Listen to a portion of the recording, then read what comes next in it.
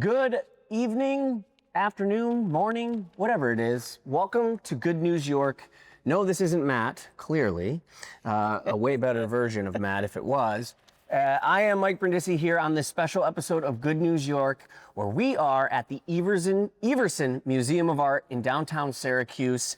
And I am joined by the executive director of the Everson Museum of Art, Elizabeth Dunbar. Hello. Hello. Well, thank you for doing this, first of all. Absolutely. We're so excited to be here because this is, you hear the word museum and you kind of get a vision in your mind of what it looks like, whether that's the Louvre or whatever museum, pick a museum. But this museum, and it's very well documented that it's very original and it's very unique in a lot of ways. Correct. And I want to talk about that first because in 1911, Everson declared it would collect only American art. It was the first museum to do that. Correct. Then the second decision that was made was to hold one of the largest video art collections in the world. And as well as you wanted to set the course for the museum's long-term commitment to the ceramic arts. Correct. In 1916. How did all of that come about? I know it was kind of spaced out, but what kind of forced those decisions? Well, the Everson, and in those years, we were known as the Syracuse Museum of Fine Arts. So our history all dates back all the way to 1897. But back in 1911, when we declared that we would collect American art, European art was the standard at those times. You would go to Paris or Berlin or across the ocean to be able to go see, really the best, most relevant art. And museums here in the United States were collecting European art because they thought that was the best. In 1911, the Everson said, hey, why aren't we collecting the work by people living in this country? It's just as good as some of those European artists. So there you have it. That's how that started. I love that. And before we get more into the museum, I want to talk a little bit about you. Yes. Because, you think about it, you're the executive director. When you're coming up and you're thinking, some people might say, I think I want to be the director and CEO of the Everson Museum. I wouldn't even know the first thing on what direction you would go to get here. When did you become interested in this line of work or as a career? And tell us a little bit about your background. Sure. Well, I've always been one of those kids who loved art. I love to draw, like to make things. And that's something that we try to cultivate here at the museum with all of our art programs. I knew I was never going to become the world's greatest artist, but I loved art history. And so my background is as an art historian, and I have degrees in museum studies. And I started working at my college, my university art museum back in the old days, and it led me here. Can you work in or for a museum and not have any artistic skills? Of course. Okay, good. There's hope for me. I can draw stick figures, that's about it. But it's not just about drawing, right? When we think of museums, a lot of times we picture paintings on the wall, and there's a lot of that. But museum as a living room is kind of a prompt that I'm thinking of. And you often talk about the museum is not as a static space, but more like dynamic, where everyday people like us kind of feel invited. Mm-hmm. Can you describe a moment, like did someone ever walk in and expect to see that art on the wall like I was talking about? And then they realize, wow, this was even better than that, and caught off guard? Yeah, I hope that happens a lot of times, actually. I think there are a few memorable occasions in the last, I've been here now 11 years. So I think people talk about this one a lot is, of course, you walk around the museum and you will see art on the walls, but we try to defy your expectations every now and then. And we had an exhibition about 3 years ago called Hoop Dreams, and it was about basketball. And they were contemporary artists using basketball as a theme, as a subject matter. It's a great basketball town. Exactly. So we tried to tap into that underlying, sports fanaticism here in Syracuse, and we transformed, working with an artist who came with a creative vision, we transformed one of our galleries into basically a basketball court. with 30 basketball hoops and nets attached to the wall at different heights, and you could come in and shoot some hoops. So it was a very, very exciting, fun exhibition. Talked about what basketball means in our culture, and but also gave people a place to play, have fun, learn at the same time. That's awesome. Is that exhibition still set up? No, that was good. a few years ago. That's good, because I would have wanted to try, and not only can I not draw, I'm a horrendous basketball player. All right, That works out. We don't need we had footage. some really low hoops, so Okay. you might have done okay. So she already knows that I'm 5'6", and it's glaringly obvious I would need it lowered. So you guys have so much to offer here in the way of art and exhibitions like that. You also have the Louise Cafe, and it's become a huge part of the experience. How did the idea come about to involve cuisine in an art museum? And is that something that other museums do, or is this kind of like your own innovative thing? Well, we took a traditional model and amped it up, I would say. Just like we do exhibitions that are kind of unexpected. Louise is an unexpected museum cafe. The Everson is known for its ceramics collection. However, you're not allowed to touch our ceramics collection. Like, I don't want to go near it. Most things in the museum you can't touch. Yeah. However, for Louise, we worked with a collector who collects ceramic art that is functional, so pots and cups and plates and bowls and all of those things, teacups and coffee pots and all of those kinds of things. And we use those in the cafe. They're all one of a kind, handmade, artist-made works of art that you use when you have cuisine. But you don't mean like you're going to walk up to an exhibit and say, oh, I'm just going to borrow this bowl here and use it. Not quite. Okay. These are specifically for use for the cafe, but we have some very well-known artists whose work is represented in the Louise collection, and you never know, you might order a cappuccino and be drinking from a $500 cup. That's fancy. It is fancy, but it's fun, and we want you to experience what it's like to live with art, and that's one of the ways that all of us can live with art. Yeah, and speaking of living with art, art is conversation and not lecture. You've spoken about demystifying art. Like, what are some of the ways that the Everson Museums, kind of helped visitors feel more comfortable engaging with the exhibitions or talking about art? Yeah. Well, like our basketball show, I think, is a great example. Louise Cafe, where you can, hold the art. I think also we have docents here which give tours of our collections and our exhibitions. And we have a million different programs going on throughout the year, from art workshops to we're having high tea over in Louise coming up. Okay. So you can learn about all different cultures, and through our free family days and community days, come in and talk with artists, go through the exhibitions with our educators, really be able to learn all kinds of different things about the museum. That's wonderful. Because someone like me, you can feel out of place. Like, I don't belong in a museum, especially around ceramics. I'll break everything. So that's important that you have that welcoming kind of attitude. Yeah, absolutely. We want this to be a place where everybody feels welcome, that you are represented. We have a very diverse community, so you can see yourselves in the artworks in our collection and on the walls. But also, we want to give you the tools to help you understand. But art isn't always about understanding.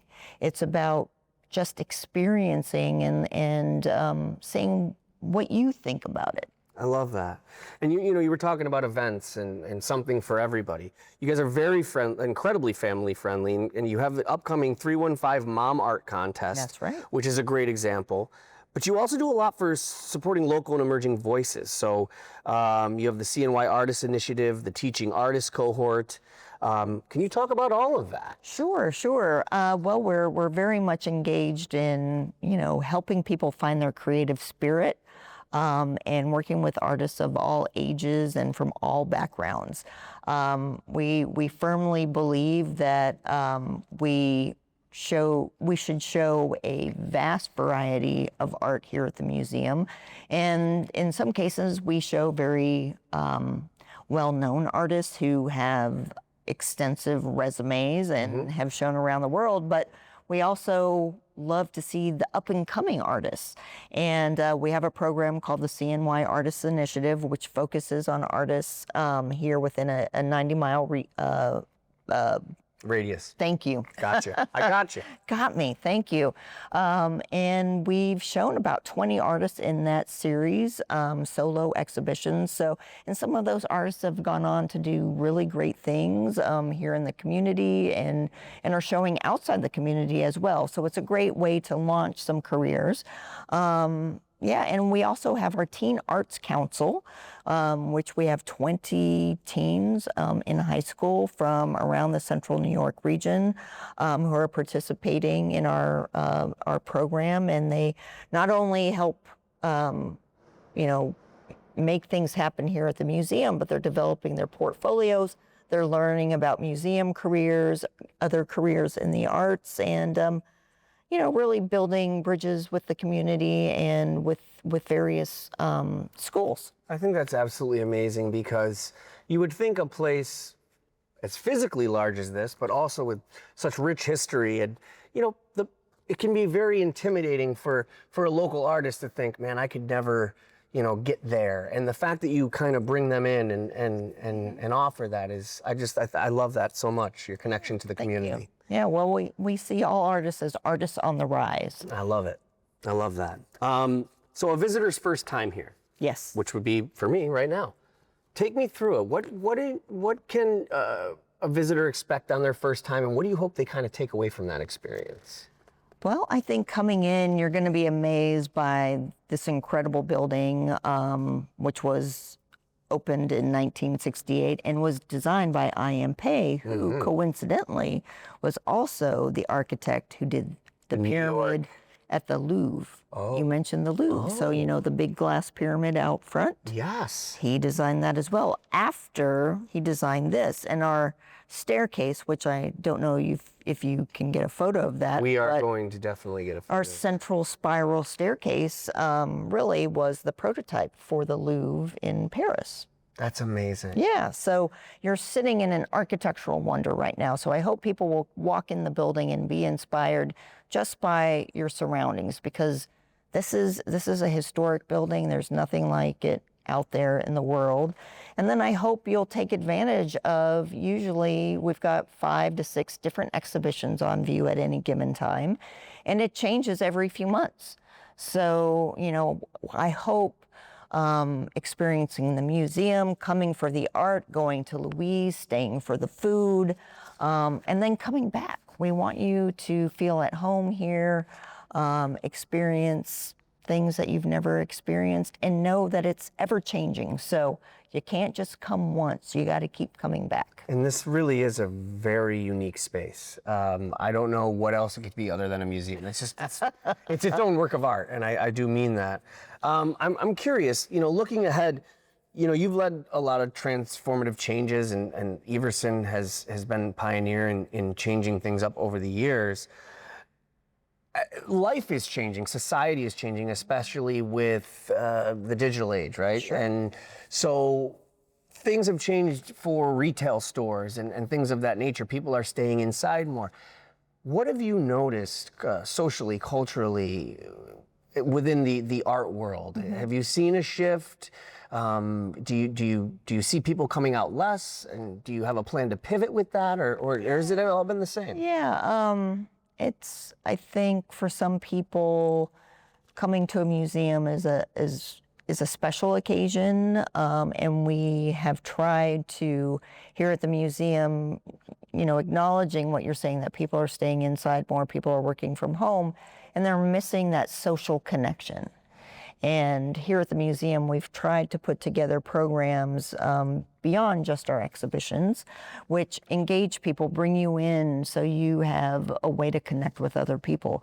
I think art is one of those things where everyone can come together and have a different experience, maybe look at the work differently, but have it as a shared experience. In addition to that, we do lots of programs, art making programs, paint and pours, different kinds of classes, activities. We're hosting, as I said, the high tea coming up. We hope to do some dancing and other exciting cultural activities and arts, performance arts. We have an auditorium downstairs that seats 300 people. It's amazing. So we keep that going all the time, films, lectures, all kinds of ways to connect with other people. How are you embracing, because you guys do such a great job of balancing the culture of Central New York and Syracuse, but also, you're positioning yourself within the global conversation as well. So how do you balance that? Well, as I said, our exhibitions kind of run the gamut. So right now, for example, you'll go upstairs and you can see an exhibition by an artist who's in her 80s, who's very well established. At the same time, we have very young emerging artists showing. So we have 30-year-old artists showing down the hallway who bring a very different perspective to the work. So we want to make sure that everyone is represented in a different way. And I'm a firm believer that, we have a mix of exhibitions and programs, because you might come in to see one particular exhibition and not think that you're going to like something around the corner or downstairs. And then you might be surprised by what you encounter and kind of opens your mind. That's beautiful. A few more questions. I want to be mindful of your time, but there's just so much to talk about. The Everson, a very unique place. We talked about at the beginning of this interview, the world's largest, ceramic collection, but also the world's largest video art collection. Tell me a little bit about that. What does that mean exactly? Sure. So in the 1970s, the Everson was truly a pioneer in the field of in the 1970s when video really started as a medium itself. It wasn't being used for art until that period of time. But we started collecting video art, which, new media art, as we now call it these days, because it's kind of transcended just purely video. We even have VR in our collection now, and a couple of, one exhibition on view right now uses virtual reality, and we have another one coming up in January that will be utilizing virtual reality. So we really were on the forefront those days and continue to invest in technology and bring it here to the museum. That's amazing. Now, tell me a little bit about I guess, for lack of a better term, the selection process. So, I don't know if that's a silly question to ask. I'm not part of this culture, unfortunately. So I've always wondered, do artists come directly to the museum and say, this is how I would like to submit that? How does all that work? It depends. We have lots of different types of exhibitions here. Our main program usually is by invitation, and we spend myself, and we have a curatorial team. We have a curator of ceramics, we have a curatorial assistant, and we have a director of curatorial affairs, who are all experts in different areas of art. So they know what they're looking for. But in other cases, like our CNY Artists Initiative, artists submit work. We do a call for entries once a year, and we look at their work and decide who gets selected. So those are more juried type exhibitions. And then in addition to that, we do a number of community exhibitions here at the museum. So we work with scholastics, with with school kids. The Silver Key winners all show their work here. We work with the organization Arise, which serves people with disabilities, and we have their annual unique exhibition here. We work with CNY Arts to do On My Own Time every year. So there are all different ways of getting your work shown here at the museum. You guys preach about your diversity, your inclusion, but you really back it up. I mean, you really do. We try. Welcome people from all walks of life, cultures, and I love that. Explain to me what goes into the decision on, we're going to keep an exhibition permanently, or we're going to rotate it. How does that work logistically? Well, we have limited amount of square footage, so it's important to us that we keep it fresh and exciting. Sure. So there's always something new to see when you come. But in addition to that, we have what we call a permanent collection, which is a collection of artworks that we continue to acquire every year, and we keep a selection of those on view for an extended period of time. It might get refreshed every now and then, but we have some perennial favorites that we like to put up. So when you want to come see George Washington by Gilbert Stuart, that's usually on view. It's not up right now, but it will be again soon. But yeah, we have some things that will always be on view. And then of course we have some pieces outside, some permanent outdoor sculpture, including, and this might be known to your audience or may not be known, the Everson Plaza right behind us is a mecca for skateboarding. Hey. And has been for decades. And in fact, we did a skateboarding exhibition this past summer to honor that history. And we also commissioned a sculpture by the artist Gons, Mark Gonzalez, very well known in the skateboarding world. And we have an outdoor sculpture that's skatable in the plaza. So this, I was saying on the way over, sometimes when you're not part of the museum culture, you feel out of place. You go, I'm going to walk in there, I'm going to break a ceramic rabbit, or they're going to be very uptight. And you guys are the opposite of that. You're not uptight. I mean, you have an exhibition for basketball. You can skate on an exhibition. This is exactly what I meant when I said the Everson Museum is so unique. I gotta ask before we go, first of all, any plugs? Plug, the website where you can get tickets, any events or exhibitions coming up that you want to. So go to our website, everson.org. The museum is up through the holidays, a great place to bring friends and family when you have visitors from out of town for the holidays. Coming up, we've got lots of things, so check out our website. Honestly, we will be opening a new exhibition on January 29th. Federico Solmi of the animation, videos, and painting and VR. He works with gaming technology, so it's really interesting and combines it with painting. So there's kind of something for everyone in that one. But lots of things coming up. It changes, week by week. There's something new to do. So please check out our website. Absolutely. I have to ask, so when we were coming here and I was getting dressed this morning, I went, what is proper museum attire? For some reason, and you can be honest, I thought, hey, this shirt says, hey, Mike, you're going to a museum. You're going to check some stuff out. Is this proper? You can be honest. Is this proper museum attire? Is there museum attire? There is no such thing as museum attire. So you can come in anything goes. Shirt, anything. Sweatpants? I mean, we had skateboarders here all summer long. Literally skating right outside and inside. We had a skateboard ramp. We had a half pipe in the gallery. So anything goes. It's amazing. So Elizabeth, I was going through the website, a couple days ago before we were coming, checking everything out. And one thing that caught my eye, and I'm literally asking you, I do not know the answer to this. There was in 2020 the deaccession of a Jackson Pollock painting. Yes. Which sounds dirty. It sounds like mystifying. I didn't know if I was supposed to be reading this. What exactly does that mean? And tell me about, the process. What we did, sure.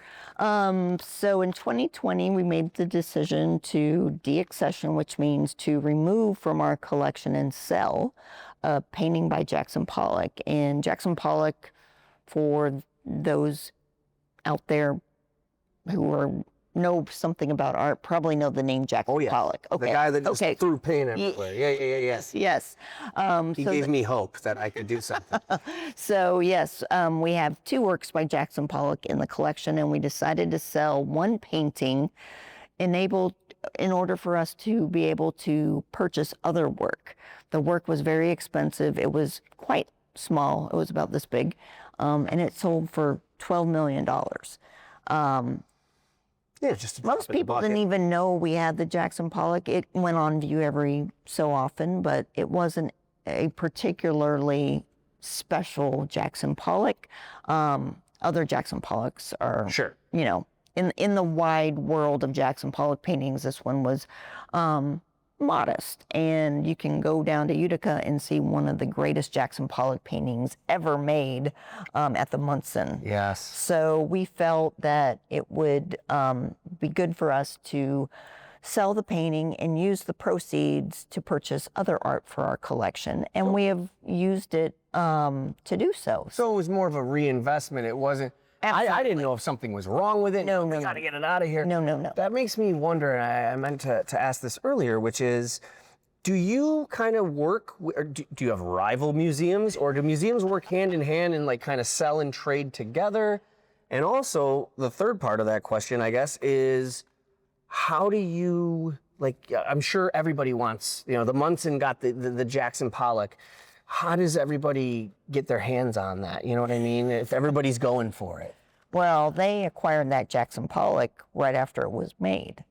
So you would have to go back in time into the 1950s to acquire it. So we try to do the same thing now, and selling our Jackson Pollock allows us to have some funds available so we can buy work by emerging artists. I mean, Jackson Pollock wasn't necessarily a household name back then when the Munson acquired that painting. So we're trying to do the same thing now by purchasing work by younger or mid-career artists and bringing it into our collection, hoping that they at some point in time become kind of the same echelon as Jackson Pollock. So there's no museum wars like in Anchorage, No, the news wars. You're like, you know what? They can have the Jackson Pollock. We're happy for you. It would be a pretty funny battle It'd be a between great museum battle. directors. Museum battles, I'd film that in a heartbeat. Last question, real quick. The authentication process. So you're talking about Jackson Pollock paintings. Clearly there has to be some authenticity involved in this. Sure. Is there a person? Is there a board? And what is the process when you go through that? Because I'm sure that's got like one of the main things. Yeah, I mean, we had very clear provenance, which is the history of the painting, to know that it came from his gallerist when it was purchased several times back from when we acquired it. So we knew that ours was definitely authentic, and it was in the catalog raisonné, which is kind of the, if you would, it's kind of the artist's Bible in terms of everything they've ever made in their career. So it was in that, so we knew that was definitely authentic. But in terms of authentication, it really depends on the artist and what you're talking about. If we had a Rembrandt or somebody wanted to sell us a Rembrandt, well, we only collect American art, but if we had someone wanted to sell us an Andy Warhol, and for us to know if that really was a true Andy Warhol, we would contact the Andy Warhol Foundation. So it really depends on the artist. There's a lot of people involved in the process. Yeah, so. Have you ever had a favorite exhibition that you hated to see go, or maybe that's still here? Is that even possible? I mean, there's so much. Is there one that you just kept walking by and you're like, God, I love this thing?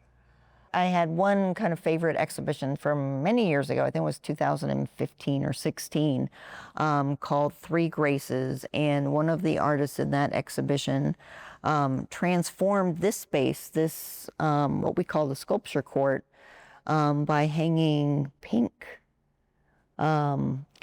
construction tape, I guess is what you would call it, the ribbon, the pink ribbon. And it all hung from the ceiling just above your heads. And so when you walked through the space, It was immersive. It was immersive, and all the pink ribbon would kind of flutter in the space, but it really drew attention to this volume of space that we're sitting in. It was a little bit whimsical with the pink, but it also picked up the pink in our granite walls here. That's amazing. So it was a very simple gesture, but something that really transformed your perception of the space. Have you ever had, I see on social media, I see sometimes there's live art exhibitions. Have you ever had that where like someone's like posing, or Have you done anything like that? Haven't done anything quite like that, but we do performance art here in the museum. Auditorium. So yeah, and sometimes out here in the spaces, we've had, performances in this space where we've had people climbing up the side of the building, or rappelling down the side of the building. We've had people up here on the spiral staircase performing. They're harnessed up to the top, but wandering down the staircase and singing. And So I could just show up and you never know. You I could never just know say, what's hey, inside. I want to drive a unicycle around the lobby because it's art. I mean, Well, you got to limit it's sanctioned. it. Okay. You can't just show up with your unicycle. All right, fine. Well, thank you so much for your time. Elizabeth Dunbar, Director, CEO of the Everson Museum of Art, downtown Syracuse. Please check it out. As you can see, she's wonderful. This place is wonderful.